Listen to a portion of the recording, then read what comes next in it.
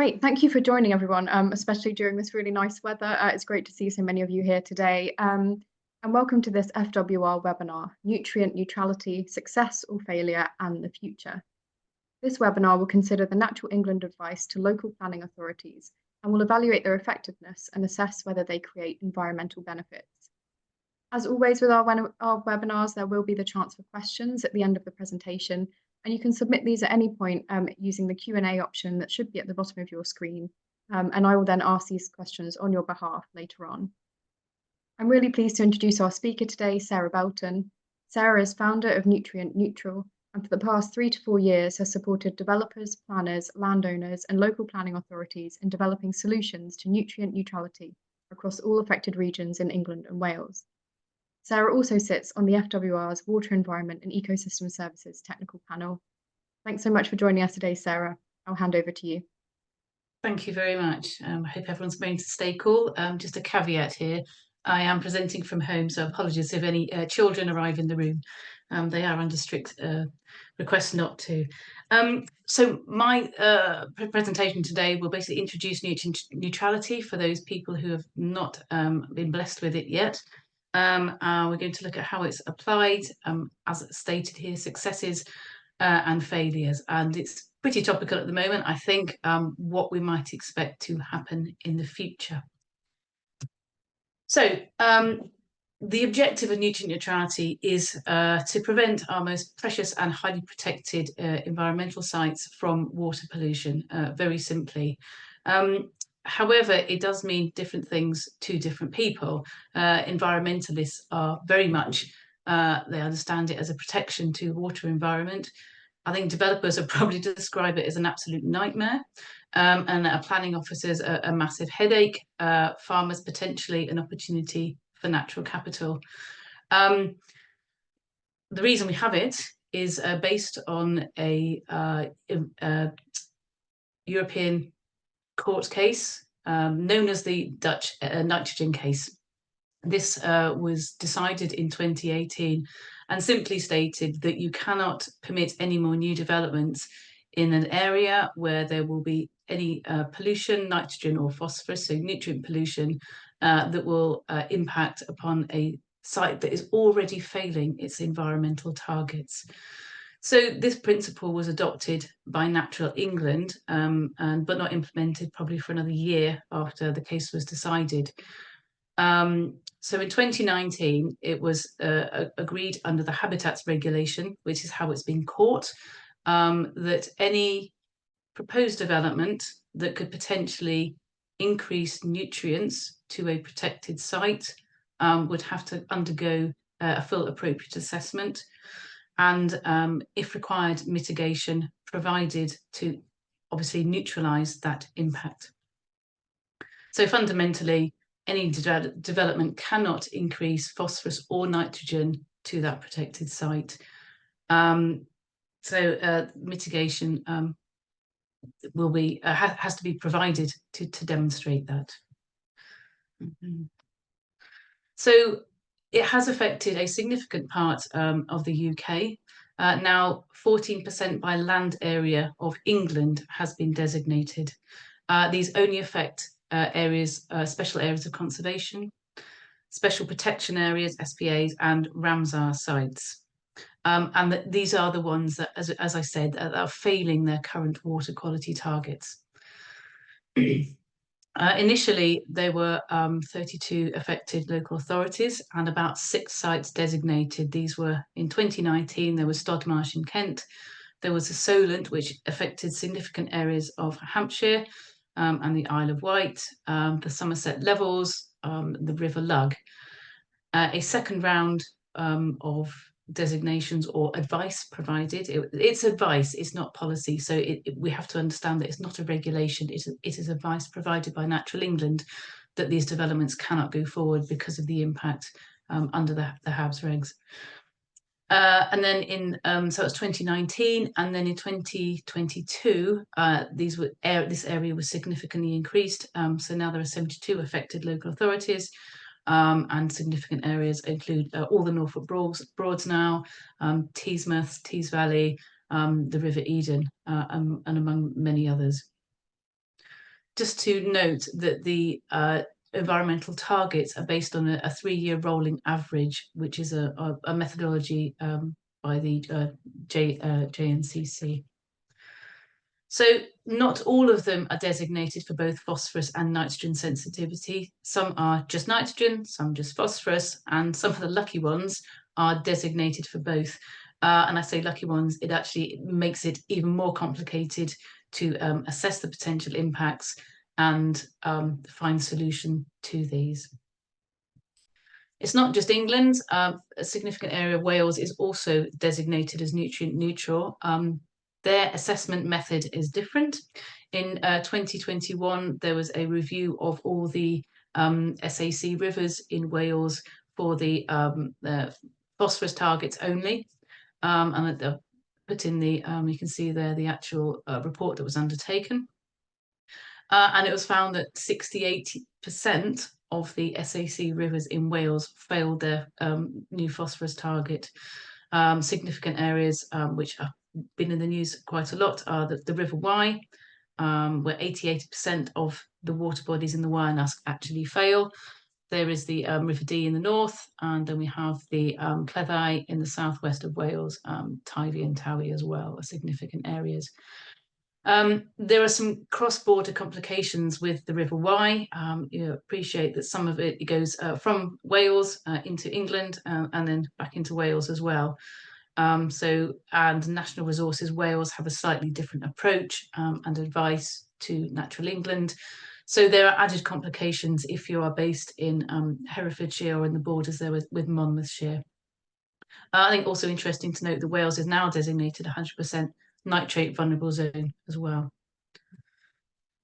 So what are the impacts of nutrient neutrality? Primarily, it is housing development. We are only looking at those with overnight accommodation, so residential or new residential accommodation within these areas has to consider the nutrient neutrality advice. This also includes such things as tourist accommodation, tourist attractions with accommodation, and potentially tourist attractions that might draw significant visitors in even for the day. So for example, if you had Legoland in the Norfolk Broads or you're proposing a new development like that, then you would have to consider that additional wastewater produced by those visitors for that day. Commercial is generally excluded, except if there are notable discharges. For example, if someone wanted to start a new fertilizer factory with significant discharges, I don't think that'll probably be permitted. But excuse me, Flossie, sorry. That wouldn't be permitted. However, there is no crossover. The reason that Natural England say only residential is to ensure that there's no double counting. It's assumed that everybody within a catchment also works in that catchment, so we don't look at potentially any wastewater produced in commercial offices or other sites. We only look at the residential developments.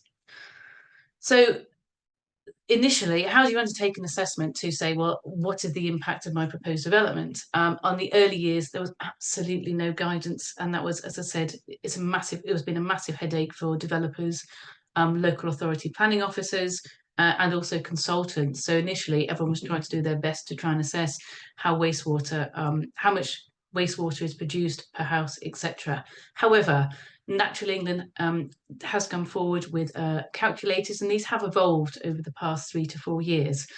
Initially it was in Stodmarsh, and then when the second round of advice was provided in 2022, the calculators were prepared for this.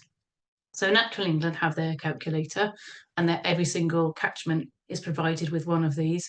However, some local authorities developed their own calculators, and they wanted to use specific coefficients to that local area. So in Somerset and Norfolk, another calculator was provided by the consultants Royal Haskening that was specific to that LPA. And now we're in a position where you can use either calculator in these areas, which is confusing to say the least. But fundamentally, these provide a set method where you can calculate the additional load of the development. I'm just going to talk about that in a little bit more detail on this next slide. So it's broken down into stages. We have to calculate the wastewater per development. This is based on occupancy rates. There's an assumed national occupancy rate of 2.4 people per house, whether it's a 3-bedroom or a 6-bedroom. If it's a 2-bedroom, then unfortunately you're unlucky and are going to probably pay over the odds. And if you're a 6-bedroom house, you're lucky and you're going to not have to mitigate quite as much as you probably generate. As an assumption that each person in a new development will use 120 litres of water per person per day. And there have been some local variations now to these assumed occupancy rates. In Norfolk, it's reduced to 1.88, for example, and Teesmouth have done extremely detailed analysis of what, instead of assuming the occupation per house, it's the migration into that area, and that is accepted by those local authorities. So we can look at, for example, I think Middlesbrough is the lowest and has an occupancy new house of 0.6 people, and they openly admit who would want to move to Middlesbrough, which is a bit harsh. Since the Levelling Up and Regeneration Act, the LURA as it's known as, all sewage treatment works with a population over 2,000 will have to be upgraded to the technically achievable limits known as TAL. So what that means is that the wastewater will be treated phosphorus to a concentration of 0.25 milligrams per litre and nitrogen to 10 milligrams per litre. Those below 2,000 have no obligation to upgrade. So there's a real benefit if you are proposing a development in these areas that you will have a significantly reduced mitigation burden after that date. So that's the wastewater, which can be considered separately now. You then look at the current land use. This is mainly assumes that the pre-development land is greenfield. So whether you're looking at a cereal crop there or greenfield, there is a possibility of converting from commercial development, for example, or already being a residential. So this is all considered to say what is the export of this. These coefficients, I would say, at best are, well, actually for the next stage, the post-development. So, sorry, going back to that, the farm scoper considers the local characteristics of the land, so rainfall, local climate, soil type, which is a significant factor. It assumes whether it's got land drains or not, and therefore the amount of phosphorus and nitrogen that's input to land and therefore exported from it. Post-development considers the density of housing and the proportion of that development that is amenity land. So, for example, either public open space, green space, or the actual SUDS attenuation basin. These coefficients are, say, quite crude. They're based on an academic paper from about 2000 and supporting research for that, and based on, I think, for phosphorus, there are only like 18 samples from across Northern Europe, which suggest the average coefficient of runoff for an urban area are X. So they are really quite precautionary. So you could say that's a benefit in many ways, unless you're a developer and have to mitigate that. However, in a later revision of the calculator and some really great research, we now have the ability to reduce that urban runoff mitigation burden through SUDS, and I'll talk about that a little bit more later, which the analysis refines the percentage of phosphorus and nitrogen that can be captured through various different SUDS method. So those three stages, you come to a total. There's an additional 20% buffer added to this as a precautionary approach. And as we said, some houses will have different occupancy rates, and it's taken, averages. So I believe that the calculator is pretty precautionary, and it has provided a good structure now with which we can calculate all these different types of developments. Agricultural applications are included in nutrient neutrality if they are likely to increase nutrient export. So, for example, livestock sheds, poultry, intensive poultry, etc. However, there is no strict framework to calculate the potential increase in this. So it's a bit more subjective, but nonetheless is required. Oh, yes, sorry, I meant to go through the actual. So this is stage 2, for example, where we're looking at the Royal Haskellin calculator now, which shows the area of land for each of the breakdown of the site that you're looking at. So this site is 2.8 hectares. We've got about 0.46 as existing commercial and 1.8 is cereals. And you can see on the right-hand side the actual summing up of the assumed export of phosphorus and nitrogen. The Syria guidance for SUDS has provided a really fantastic practical tool for assessing how much phosphorus, this is one example for phosphorus for a detention basin, and how much we can assume is removed for each possible treatment drain. And this shows stage 4, the final budget, where we add up the wastewater, net land use change, and then the nutrient budget mitigation that is required in this case pre and post 2030. So we can see here that pre 2030 the mitigation burden is around 2 kilos of phosphorus, whereas post development is 1.5. I'll talk a little more about that with regard to credits in a minute. So in order to generate mitigation or to mitigate the additional loads, there are a number of opportunities. The first was to come forward, I think, were developed in the Solent because it's nitrogen only in the Solent, and through land reversion. So taking land out of agricultural production, it's really easy to be able to generate those credits and fairly simple to introduce and to secure and manage, and secure legally as much as manage physically. So you basically just take that land out of production, stop adding fertilizer to it, and the method of calculation to see how much it generates, it can be done through FarmScope. And as a really rough guide, you're looking at about 20 to 25 kilos of nitrogen per hectare. And that's fairly standard depending on each type of soil, whereas phosphorus has a much greater range. It can go from 0.06 kilos of phosphorus up to 1.5. So it's much more variable. And I think that's why a lot of people have found phosphorus harder to mitigate, because these initial simple solutions were highly variable for phosphorus. Other solutions around agriculture, wherever there is an input of manure, that can be used as a mitigation. So fish farms, outdoor raised livestock, so cattle, outdoor pigs, cattle and poultry, all these can be used as mitigation by basically removing them from the land and catchment, ideally. But these need bespoke evidence to support that. One of the negatives of this, though, it has been an increase in land price in these areas. It reduces food security and around a reduction in food production. However, I think there's some sensationalism around the scale of that when you actually look at the percentage of land that is taken out.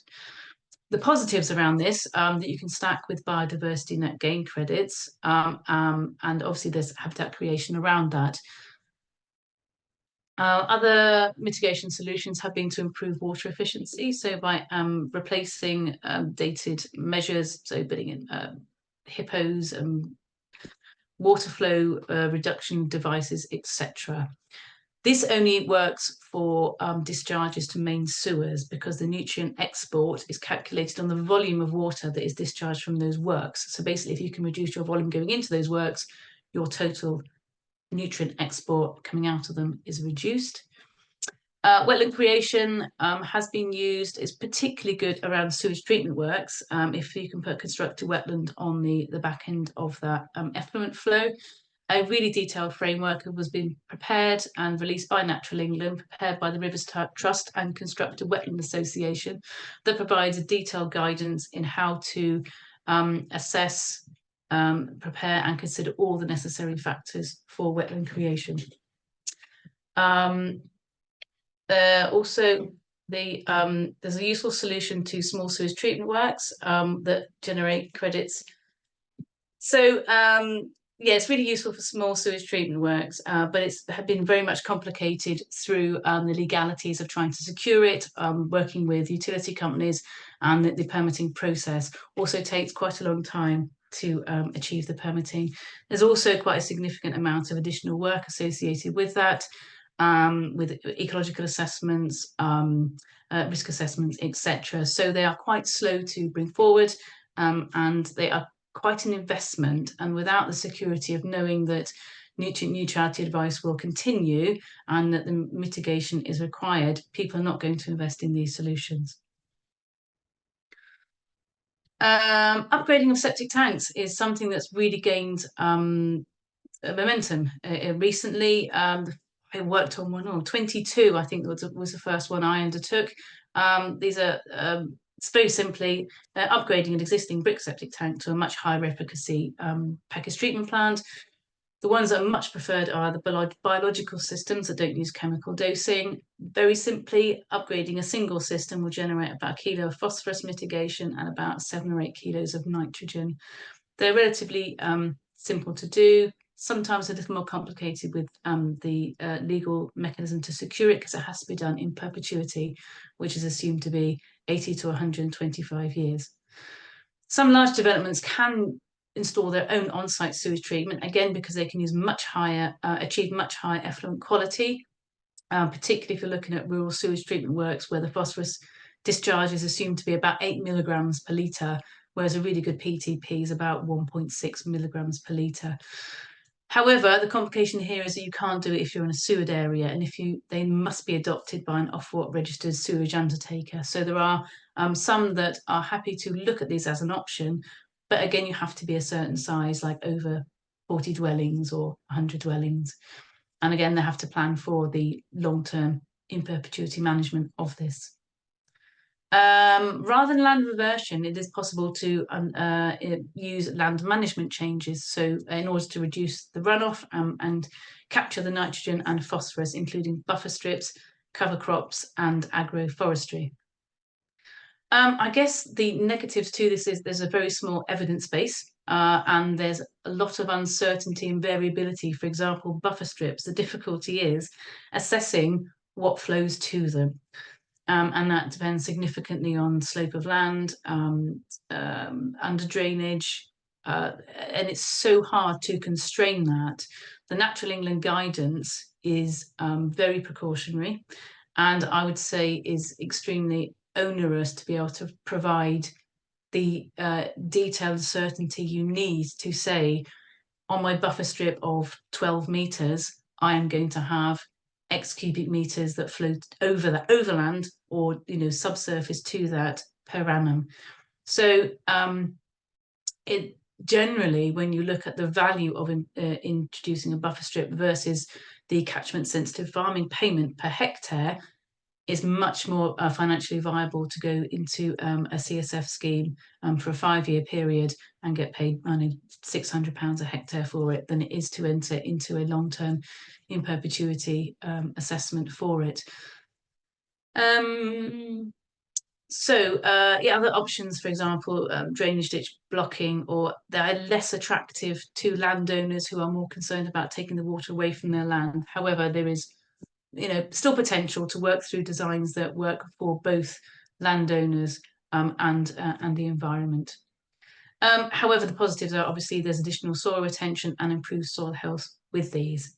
One mitigation solution from the previous government was just to get rid of nutrient neutrality.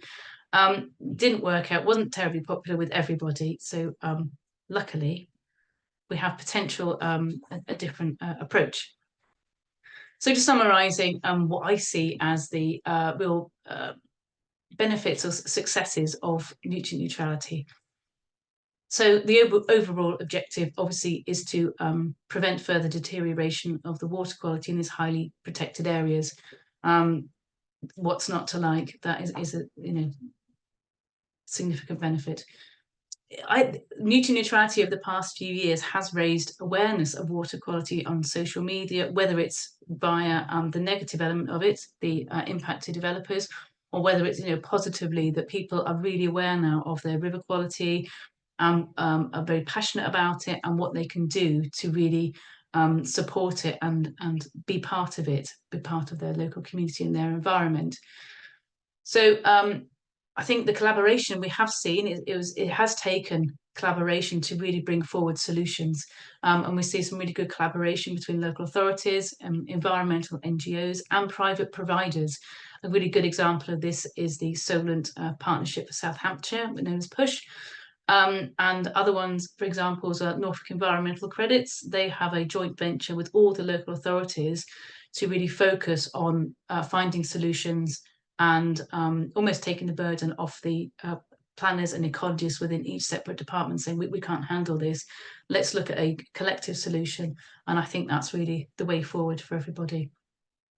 As I mentioned, the community engagement, I think, has been really positive, something really very positive to come out of something so negative. We can see the citizen scientists, I think, were in the River Wye and Lug catchment were the first to undertake this, I think about 3 or so years ago with Cardiff University. And the value of that was absolutely recognised, and that led to the Rivers Trust Casco programme, which has got significant funding from the government to roll this out and have citizen scientists undertake regular water quality monitoring.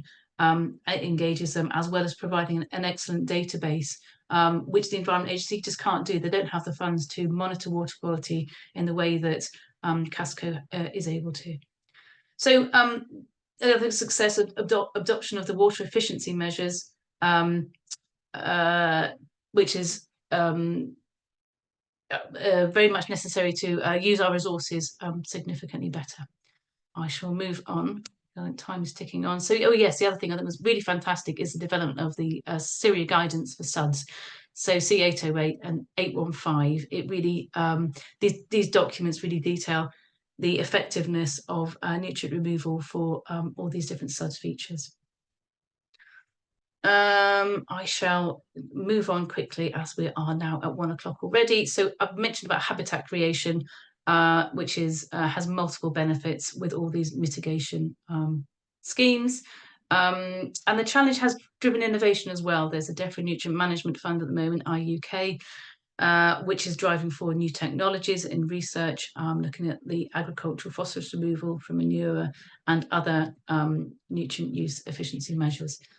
So failures and hindrance, I think we just have to look at the HBF website to see the impact that it's had on the development. So they state that 160,000 homes have been blocked. I think that it might be higher than what is actually blocked now. However, the impact to developers cannot be underestimated. They were stopped dead by this, and it's taken a long time to find any kind of solution, and many developers still can't move forward with developments of they've been in the system for 4 years. So I think it's also highlighted the reasons why we have such significant pollution, for example, in the River Wye. Yeah, so I'll do that for a second. So I think the implementation of the advice from Natural England, that was a certain hindrance by implementing it without having any solutions or mechanism to move it forward was devastating for developers, and that can't be underestimated. And I can see there on my table, which indicates the financial impact of this. There's a significant lack of understanding and inexperience in the LPAs, government bodies and consultants in how to deal with it. I just talked about the developers, and the other one is a lack of resource, and that is something that is still holding back solutions. The lack of resource in local authorities and Natural England to look at schemes, to process planning applications and to match up those mitigations. I have had a scheme taken almost a year now to get Natural England advice and to sign off the legal security section 106 for it, and this is with a method that's actually agreed. It's taken a year and we still actually haven't got that mitigation scheme to the table, and others in the the same region but a different LPA have taken weeks. So there's a significant lack of resource, but hopefully that will change. There are sufficient credits in many areas, but again, it's a lack of resource and ability to apply those. I'm sitting in the Nutrient Neutrality Forum as well, and we collectively have put it together in a pot what schemes we have, how many houses it can supply, and what's in the pipeline. And we think we have there already enough mitigation for 170,000 homes. So we can see there's complete lack of joined up thinking here. The cost of them has been prohibitive. Initially, it was very high. It is coming down with more schemes. Hopefully now around kind of £3,000, £6,000 a house. There's as I said, a lack of knowledge sharing between LPAs. I work across the whole country from Kent to Somerset to the Eden, and quite often you see them reinventing the wheel in every single area. I know the Planning Advisory Service has got together, and there are some that do talk to each other, but that could have been significantly improved in actually talking to each other. I'm going to come on to this a bit more in a minute, but isolated thinking and solutions. The impact has purely been on development, very little on agriculture, which we know is a significant contributor to diffuse pollution. So we have a new government that's pledging to obviously build more houses, but not weaken the environmental protection. There was a letter to NGOs on the 20th of July that reaffirmed this between the Ministry for Housing and DEFRA. However, there was nothing in the MPPF consultancy yesterday, which came out, National Planning Policy Framework yesterday. But collectively, those who work in this area, are expecting there to be quite significant changes with regard to how this is applied. And we expect that probably to appear in the Planning and Infrastructure Bill, which, as we understand, is in development.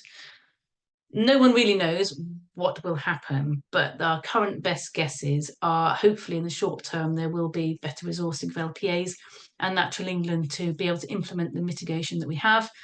In long term, we think there probably is going to be some kind of environmental levy that will be paid per house. This money will be put in a pot and then that used to implement catchment scale mitigation. For example, Norfolk has what we call GRAMs, which has a pot of money that reduces the recreational pressures on the existing, like the Broads, etc. Fund-wise, hopefully it will be something that is the costs will be affordable to all developers. At the moment, it's a bit of a lottery, depending on where your sewage discharges to, how much mitigation you need, and therefore the cost. We're not sure if it will be this fund will be at a government or LPA level. But I think the LPA level will be much better positioned to deal with it, looking at local opportunities and understand their mitigation better as well. So looking at the actual mitigation measures, and also I think looking at the source of a lot of this diffuse pollution being agriculture. And it's also expected that the enforcement and regulation of the existing regulations will increase significantly. So the NVZ rules and National Nitrate Vulnerable Zone rules and farming rules for water. There will be additional incentivization. We've seen this already with sustainable farming incentive and catchment sensitive farming to reduce soil loss, to improve nutrient use efficiency. And as mentioned, there are a lot of new technologies coming forward to better manage the nutrients that we have, such as phosphorus removal in slurry, pyrolysing poultry manure and moving it out of catchment where we have significantly high soil phosphorus indices. And there we are, I think. So the important bit, I think, to many of you is the systems thinking around this, and nutrient neutrality has been the antithesis of systems thinking. It's been very much isolated, focused on one solution, find enough mitigation so we can get planning released or forward. So being polite, there's a lovely opportunity here, really significant opportunity to start looking at this with the systems thinking hat on. And in some ways, for me, I'm fairly new to looking at it this way, it's actually quite mind-blowing, because there are so many industries, economies and communities that this impacts on and is affected, and they all have slightly different objectives. I've just put some thoughts down here, and I think it'd be really interesting to have a discussion around this going forward. There's significant benefits to a better resource use for landowners, and water resource for all developers as well. We can all do that better, whether it's point source or diffuse, and particularly capturing and recycling those nutrients, whether it's from sewage or from diffuse pollution. And reusing, as we say, capturing those nutrients and using them better to keep them within the soil rather than in the watercourses. But this needs investment, such as reducing the slurry pollution incidents by making sure you have that slurry storage that's required. My adjacent farmer here, a new store is costing £250,000 to implement, and I think the average wage of a dairy farmer has improved in the last few years, but is still not in the region of less than 30,000. So these are significant investments. So we need that investment. Natural capital markets are still immature when we're looking at carbon and BNG. They're not developed yet, but these are opportunities to integrate the mitigation solutions that will reduce diffuse pollution and generally improve our waterways. The incentives that we do have with the sustainable farming incentives, for me personally, my bugbear is they lack any quantification. So we can look at it at a catchment scale and say, if everyone did X amount, it would be Y. But I think there's a lack of quantification, and therefore, how do we really gauge the value of these? And also, if they're applied correctly. So if we have a buffer strip where very little water actually runs to it, what is the value of that with regards to reduction in diffuse pollution? So that's all of it now, I think. Yes. So thank you, everybody, for listening. And I'm very happy to take questions and to discuss around this slide, really. Thank you so much, Sarah. That was a great overview of nutrient neutrality and reflection on some of the benefits and issues that have arisen through it. So thank you so much for that. And as Sarah said, please do put your questions in the Q&A box. We've already got some in there, so I'm going to kick straight off into those. So the first one here is, whereas nitrogen can be removed safely to the atmosphere, phosphorus is a conservative element that is attenuated in wetlands, swales, etc. These systems can then saturate with risk of pulses of remobilization, particularly under anaerobic events. Are there any provisions built into acceptable nutrient neutrality solutions for removal of phosphorus from the substrate of nature-based solutions? Oh gosh, right. So in wetlands, the management requirement does involve the actual vegetation management. We appreciate that a lot of phosphorus is stored within the soil. A lot of that phosphorus is actually used by the microbes within the soil. So it's not as if the phosphorus settles out. So let's say it's total phosphorus, so it settles out in a wetland and then it stays there forever. So yeah, a lot of it is used, and yes, there is management around vegetation removal. Great, thank you. Another question here is, given that nutrient neutrality applies to defined areas is a bit of a stick to drive mitigation, with the wider benefits provided, and you've kind of outlined some of them here, what are the carrots to help support delivery of measures more widely? Oh, that's really interesting. So I have a theory that maybe, I don't know yet, but the environmental levy, could that be rolled out? Are we testing it just in nutrient neutral areas? And perhaps should it be rolled out nationwide, or will it be to support all landscape recovery, water quality across the whole country? And I think that is possible. And what else can we do? So the other nutrient market, so BNG is doing exactly that. That's a natural capital market that is required nationwide.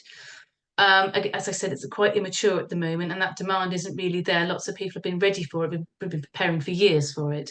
But that demand is not quite there yet. I think with the new government, they are really looking at these sustainable farming incentives. We've already seen, and that is nationwide, that is not just nutrient neutral specific.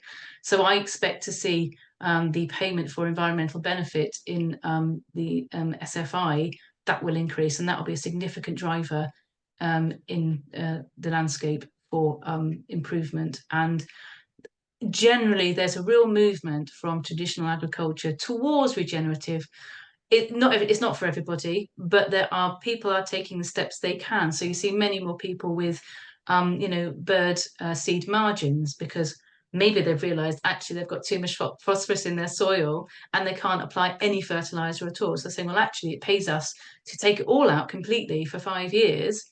And we can do that. So I think they're the real drivers. So it is going to be through policy and regulation to incentivize these improvements. Thank you. And you mentioned a number of different mitigation methods. You went through some different ones. A question here is asking, is dilution something that developers can leverage? Solutions putting more water into the river will reduce pollutant concentrations without changing the load. Oh, yeah, that depends on where it's discharging to. As I briefly touched on, if you're discharging to a mains sewage treatment works, your nutrient load is calculated based on the volume of water you discharge. So unfortunately, it doesn't matter. You could have a private treatment plant on site and then discharge clean water to the sewer. It wouldn't make any difference to your mitigation and nutrient load. So there is one, how it's calculated, and two, actually what you contribute. So diluting in that situation wouldn't make any difference. So if you're on private treatment, no, again, it wouldn't make any difference. And I think it's a really interesting question, actually, because what you're looking at there is the environmental impact. And all the environmental targets are based on a concentration, an annual average concentration. But we all know that the problem is when there's really low flow and really high concentration. So that is the key. So I think that's a really interesting thought, that we should actually look at perhaps being able to dilute those high concentration periods, and can we do that better to actually look at the seasonal impact of it rather than taking the annual average. So there's no benefit if you're a developer to nutrient neutrality, I'm afraid. However, I think it's absolutely something we have to look at in the system, to look at when it actually has the highest environmental impact and not just these annual average numbers. There's a great place to start at, but it's not a solution. Thank you. And it looks like the approach is currently for water-based inputs only, but should or could the approach be extended to include all nitrogen and phosphorus input to the designated sites, for example, including atmospheric nitrogen? Atmospheric nitrogen deposition can be a substantial nitrogen input to many sites. Yeah, absolutely. Looking at the ammonia deposition primarily, I assume, around, for example, livestock units. They're I think the biggest deposits or depositors of ammoniacal nitrogen, so atmospheric. It's not included yet. I think the calculators are complicated enough for developers, and I expect that they will be removed when we have an environmental levy. I think it'll be significantly simplified to X amount per house, taking an average. I know that there is quite significant, and for an agricultural application around poultry or livestock, there are very high level targets that you have to go through in considering. You have to model all ammonia deposits and actually how much it will generate, whether it exceeds the critical levels for these areas. It hasn't been considered around urban residential development yet. I don't know if people are looking at that, is my honest answer. Thank you. And last question, if we could just squeeze it in before we finish. I'm sorry if I didn't get to everyone's questions today. Are voluntary reductions in nutrient use on farms adopting regenerative farming practices likely to be taken into account in any way in the current approach? Oh, not in the current approach. It's not measured, and this is kind of what I think I was alluding to with all these, regenerative approaches and buffer strips, cover crops, that kind of thing. There are absolutely there's a measurable benefit to having a cover crop.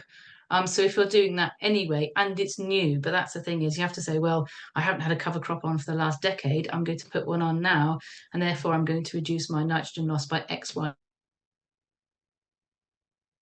and Z. So yes, you can count that towards mitigation. You have to commit to doing that for a minimum. There's temporary, the permanent credits. So there's temporary credits up to 2030. So I think if you can commit to doing that for 6 years, yes, and there will be a financial benefit to that. Amazing. So you have Well, to just go. thank you so much, Sarah. That was a really great presentation. Loads of questions, obviously loads of interest. And as I said, sorry if I didn't get to your question today, but I'm afraid that's all we have time for.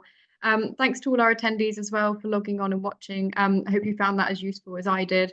And if you are an IES member, don't forget to record your attendance using the IES CPD tool in the members area of the website. This webinar has been recorded and it'll be made available on our website and YouTube channel. And if you are watching the recording, please subscribe to our channel, like the video and hit the bell to gain notifications of new content. The next FWR webinar is taking place on the 10th of September and is on the River Crane and urban smarter water catchment. And you can register for this on our website. Another massive thank you to you, Sarah, and I hope everyone has a great rest of their day. Thank you very much. Thank you.